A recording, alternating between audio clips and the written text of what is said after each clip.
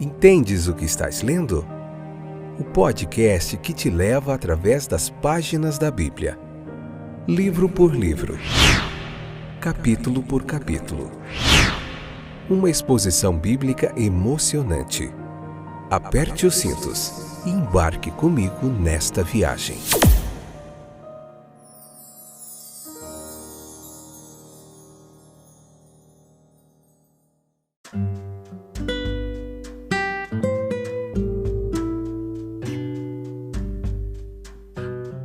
Olá, estou de volta para mais um fantástico episódio do nosso podcast Entendes o que estás lendo? Essa é a pergunta que eu lhe faço. Você entende quando você abre o texto bíblico? Você precisa de ajuda. Se você precisa de ajuda, eu estou aqui para lhe ajudar. Eu sou o Fábio e tenho me dedicado a mais de 20 anos nesse propósito de aprender e ensinar a palavra de Deus, tá bom? Hoje nós vamos ver Lucas capítulo 18, a parte 4ª, episódio número 331, a 4ª temporada. Estamos vendo o Evangelho de Lucas. Hoje nós vamos falar bastante sobre cegueira mental, física, e o que é tudo isso, o que nós podemos aprender aqui com Bartimeu. Vamos ver da oportunidade que estava presente, mas também era passageira e precisava ser aproveitada. O que nós queremos de Cristo. Assim como Bartimeu, aqueles que não querem nada em particular, tem aqueles que não querem nada de Cristo agora, e o que todos nós realmente queremos dele. Vamos lá? Como vai você? Espero que esteja tudo bem, coraçãozinho esteja em paz, mesmo em meio a tantas dificuldades que enfrentamos diariamente, né? Um abraço especial hoje para os nossos amigos da Alemanha, Germany, em Hesse, Land, Berlim e na Bavária. Estão aí nesses estados da Alemanha. Que Deus possa estar abençoando grandemente a vida de vocês de uma forma muito especial, tá bom? Continue com a gente, continue divulgando esse podcast que está espalhado em mais de 14 países, em 5 continentes. Nós temos pessoas ouvindo esses estudos e nos acompanhando, capítulo por capítulo da Bíblia, texto por texto, versículo por versículo. Nós estamos te ajudando aqui, para a gente entender todo o contexto, toda a história, toda a teologia da palavra de Deus, tá bom? Então, Jesus, depois que ele falou ali para os discípulos sobre a recompensa, sobre o que eles receberiam por ter seguido a ele equilibra esse conforto que ele deu com um aviso justo da sua própria humilhação e morte que se aproximavam. Mas eles estavam tão apaixonados pelas honras que ficaram totalmente cegos para a humilhação. As palavras de Cristo não eram melhores do que fábulas para eles, eles não estavam entendendo nada. Isso nos sugere algumas lições, presta atenção. A maneira única em que as pessoas podem ler a Bíblia. O versículo 31 nos ensina isso. O que estava prestes a acontecer com Jesus foi profetizado eras antes, meus queridos. O Antigo Testamento apresentou um sofrimento, bem como um Messias exaltado. Mas os judeus, eles ignoraram totalmente o aspecto humilhante da pessoa do Messias. E da mesma maneira, as pessoas ainda vão hoje, a palavra de Deus, encontram ali apenas o que elas querem encontrar. Infelizmente. E muitas vezes é preciso grandes provações para expor algumas passagens da palavra divina para nós. Nós somos alunos parciais. Nós não entramos no amplo significado da palavra como Deus quer que façamos. Os versículos 32 e 34 fica claro que eles não entenderam o significado de Cristo até que ele foi realmente tirado deles e crucificado.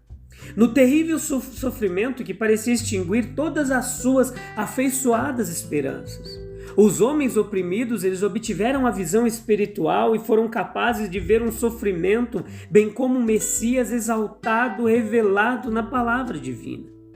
E não costumamos, quando esmagados e quebrados pela provação, chegar a passagens apropriadas da palavra de Deus que antes parecia que estava em branco para nós? Nós devemos bendizer a Deus pelo olho aberto mesmo que o processo de abri-lo seja doloroso. A ressurreição era a exaltação, versículo 33, era a glória que só podia ser alcançada através do túmulo. Não havia possibilidade de Jesus ressuscitar se ele nunca tivesse morrido. Os versículos 35 ao 43 nos traz essa lição e fica claro para nós que de discípulos cegos, mentalmente cegos, o Lucas ele passa a falar do mendigo cego e a sua cura física. Ele era cego e como não conseguia se manter trabalhando, ele teve que mendigar. Ele era, portanto, desamparado e dependente. E ele conhecia suas deficiências, não havia inconsciência deles ou indiferença para com eles. Ele tinha ouvido falar dos milagres de Cristo, como ele havia curado vários cegos anteriormente. Ele sabia que era o filho de Davi e o considerava o verdadeiro Messias. Portanto, seu conhecimento de Cristo foi suficiente para levá-lo a se entregar à sua misericórdia assim que ele teve a chance. Jesus estava passando e a multidão agitou-se fortemente ao seu redor. O barulho caiu no ouvido agudo do cego e o levou a perguntar o que aquilo significava. Então, assim que soube que Jesus estava passando, ele começou a clamar: Jesus, Filho de Davi, tem misericórdia de mim. Que nobre exemplo! Todos os que sentem necessidade de misericórdia não deveriam clamar como Bartimeu? A multidão o repreendeu, mas Bartimeu perseverou. Ele é então chamado à presença do Salvador, e aqueles que antes o desencorajavam agora o incentivam a seguir em frente. Jesus pergunta a Bartimeu: que misericórdia ele deseja? E então, toda a sua alma então sai nas palavras: Senhor, que eu volte a ver. Certamente é bom quando conhecemos claramente a nossa necessidade. Ele consequentemente vê claramente, sua nova visão é usada para guiá-lo depois de Jesus. Assim é conosco. Se recebermos de Jesus a nossa cura espiritual, então nós vemos claramente o Salvador, aprendemos e temos prazer em segui-lo. As pessoas também, ao nos verem seguir a Cristo, aprenderão a glorificar o Deus da graça que nos capacitou a fazê-lo. Era uma oportunidade presente, mas ela era passageira. Nós vemos e conhecemos histórias patéticas que nos são contadas sobre aqueles que, em circunstâncias de maior perigo ou angústia, de repente se encontraram quase ao alcance da libertação abençoada, mas que simplesmente não conseguiram realizar sua esperança. Ele estava cego, indefeso, excluído de todas as vistas e quase todos os prazeres da vida humana. Sua sorte era das mais sombrias e tristes, e estava passando por alguém que poderia transformar escuridão em dia, tristeza e melancolia em bem-aventurança e beleza, se ele pudesse ser ouvido e fazer o seu pedido. Esse glorioso mestre, que estava a poucos passos dele, logo estaria realmente na frente dele. Logo estaria além de seu chamado. Jesus de Nazaré foi passando. Você se identifica com Bartimeu? Nós nos identificamos com Bartimeu. Nós estamos muitas vezes cegos, desamparados, sofrendo as piores privações sob o domínio do pecado. Nós reconhecemos o nosso verdadeiro eu, nossas verdadeiras oportunidades, nossos reais interesses, nossos principais perigos. Nossa cegueira não está apenas reduzindo imensamente o valor de nossa vida presente, mas está nos levando para o que é ainda mais escuro e mais triste. Um libertador divino está próximo, bem pertinho de nós, ao alcance de nossa voz, ao toque de nossa mão. Está aquele que pode abrir os nossos olhos e nos fazer ver claramente tudo aquilo que precisamos saber.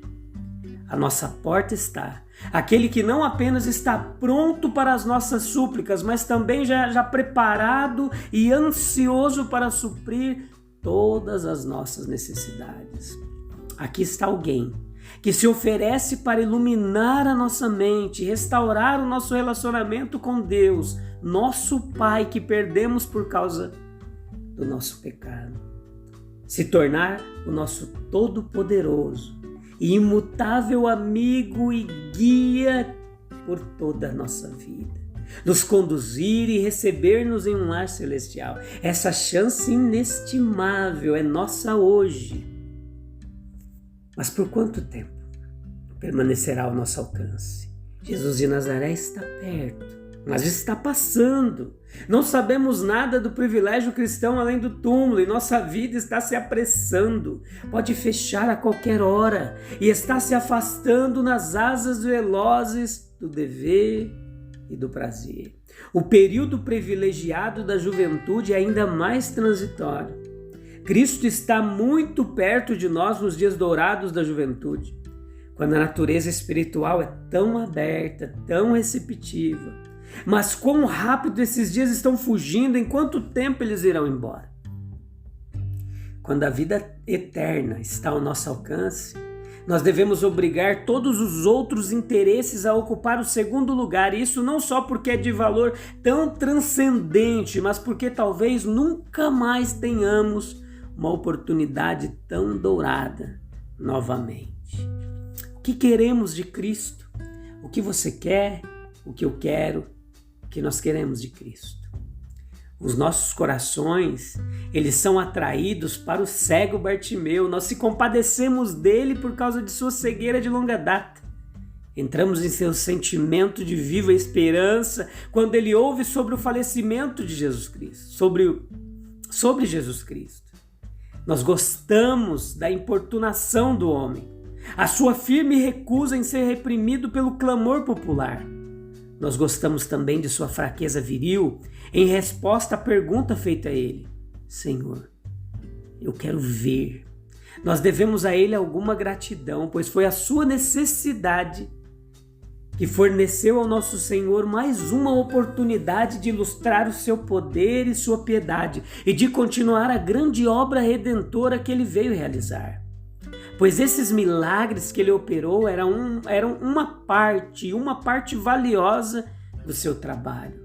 Se informados de menos valor do que antes, eles estão muito longe de serem sem valor. Veja que assim como ele não curou em tropas e companhias, mas se dirigiu a cada homem ou mulher que estava doente ou sofrendo, cego ou coxo, ele agora faz seu apelo a cada coração individualmente e diz a este homem, àquele homem: que queres que eu te faça? E o que queremos dele enquanto ele se aproxima de nós? Existem aqueles que não querem nada em particular.